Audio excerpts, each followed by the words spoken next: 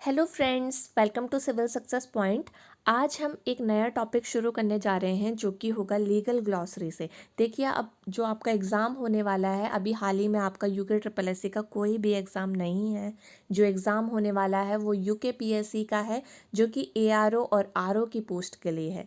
ठीक है, तो आरओ और एआरओ का जो प्री एग्ज़ाम होता है वो 200 नंबर का होता है, जिसमें आपका लीगल ग्लॉसरी और लीगल हिस्ट्री का बहुत ज़्यादा रोल है, क्योंकि लीगल ग्लॉसरी उसमें 20 आती हैं और 20 जो है आपके लीगल हिस्ट्री के क्वेश्चन आते हैं। तो जो लीगल का पोर्शन है, यानी कि जो लॉ का पोर्शन है, उसमें पूरा आपका 40 नंबर का देखने को मिलता है। तो लीगल जो रोल प्ले करता है आरओ और एआरओ के पेपर में, उसको आप स्किप नहीं कर सकते। तो देखिए, 23 तारीख को आपका पेपर है, यानी कि आप के पास जो है 20 से ज़्यादा दिन है। और जब तक आपका एग्ज़ाम होता है, यानी कि 22 तारीख तक, हम रोज़ 10-10 लीगल मैगज़िम्स कवर करेंगे। इस तरह से आपके 200 प्लस जो हैं लीगल मैगज़िम्स कवर हो जाएंगे। ठीक है, तो आपको क्या करना है, रोज़ अपने 10 लीगल मैगज़िम्स को कॉपी में लिखना है, उसको याद करना है। बाकी मैं समझाऊंगी किस तरह से याद किया जाएगा इनको। ठीक है, तो चलिए पहला लीगल मैगज़िम्स देखते हैं,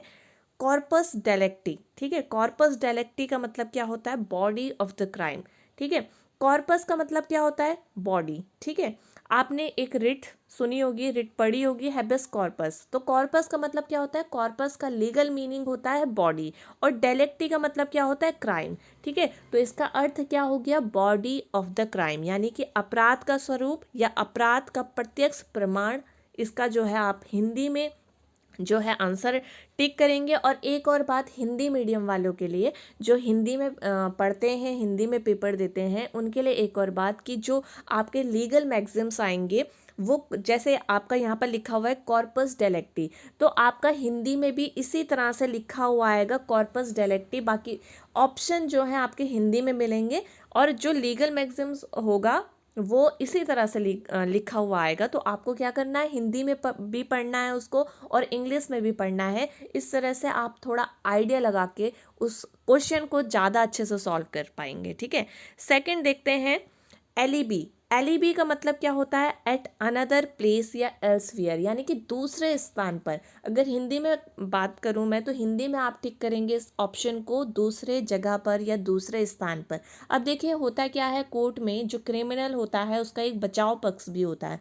तो बचाव पक्ष ये दावा करता है कि जो ये अपराधी है, जिस समय क्राइम हुआ वो उस समय दूसरे स्थान पर था या दूसरे जगह पर था। तो ये दावा कौन करता है, उसका बचाव पक्ष करता है। A defence claim that the accused was somewhere else at the time a crime was committed. ठीक है, बचाव पक्ष का यह दावा करना कि अपराध घटित होने के समय आरोपी व्यक्ति किसी और स्थान पर था। ठीक है, तो ये इसका पूरा मतलब है।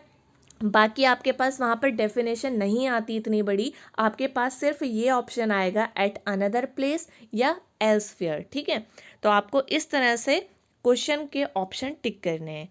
थर्ड देखिए, थर्ड है एमिकस क्यूरी। एमिकस क्यूरी का मतलब क्या होता है, फ्रेंड ऑफ कोर्ट, यानी कि अदालत का मित्र। आपके पास ऑप्शन यही आने वाला है। बाकी मैं आपको समझा पूरा दूंगी कि इसका मतलब क्या होता है। देखिए, किसी मुकदमे पे जो कोर्ट को परामर्श देता है, कोर्ट को सलाह देता है, पर उसका उस केस से कोई भी लेना देना ना हो, तो उसको कहते हैं एमिकस क्यूरी, यानी कि अदालत का मित्र या फ्रेंड ऑफ कोर्ट। आप इंग्लिश में टिक करेंगे। Someone that gives advice to the court about the law in a case but is not part of the case. किसी मुकदमे में अदालत को परामर्श देने वाला और वह कोई मुकदमे के किसी पक्ष से संबंधित ना हो, उसे क्या कहते हैं हम, एमिकस क्यूरी। ठीक है, आपको ये याद रखना है, फ्रेंड ऑफ कोर्ट, और हिंदी वाले याद रखें अदालत का मित्र। ठीक है, फोर्थ देखिए, एब इनिशियो।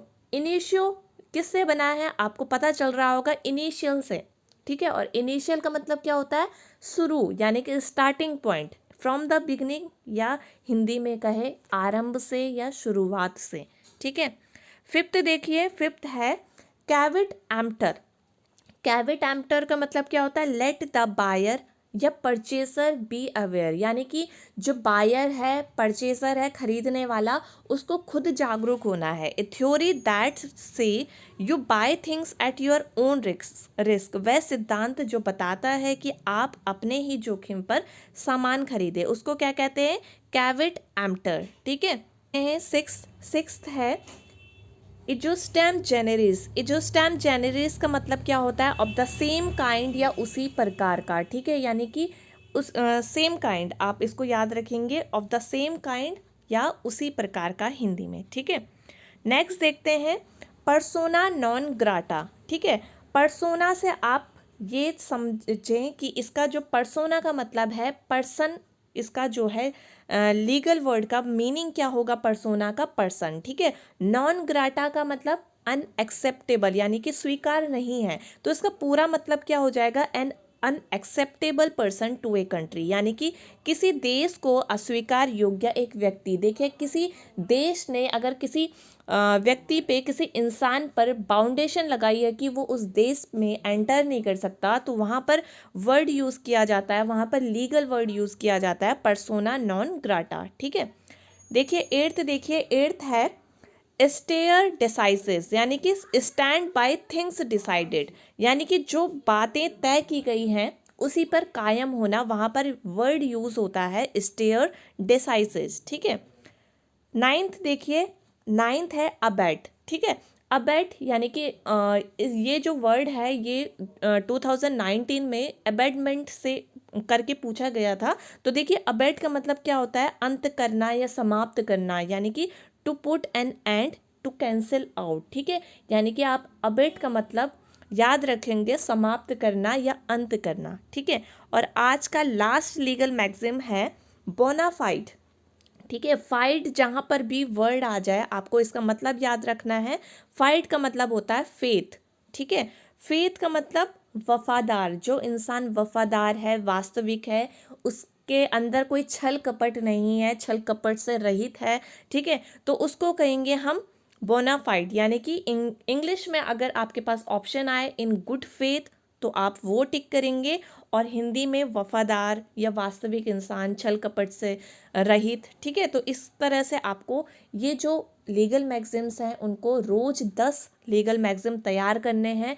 और ये जो मैंने लीगल मैगज़िम कराए ये बहुत ज़्यादा इम्पॉर्टेंट लीगल मैगज़िम है। कुछ प्रीवियस पेपर में पूछे जा चुके हैं और कुछ जो है बहुत ज़्यादा इम्पॉर्टेंट है। मैं आपको इम्पॉर्टेंट जो मोस्ट इम्पॉर्टेंट है उतने लीगल मैगज़िम्स पूरे कवर करवा दूंगी। आपके 20 में से 17-18 लीगल मैगज़िम बिल्कुल सही होंगे, इसकी गारंटी मेरी है। आप लिख के ले लेना कि वही लीगल मैगज़िम आपको देखने को मिलेंगे। क्योंकि देखिए होता ये है कि ARO का एग्ज़ाम जो है एक प्लेन ग्रेजुएट भी भरता है।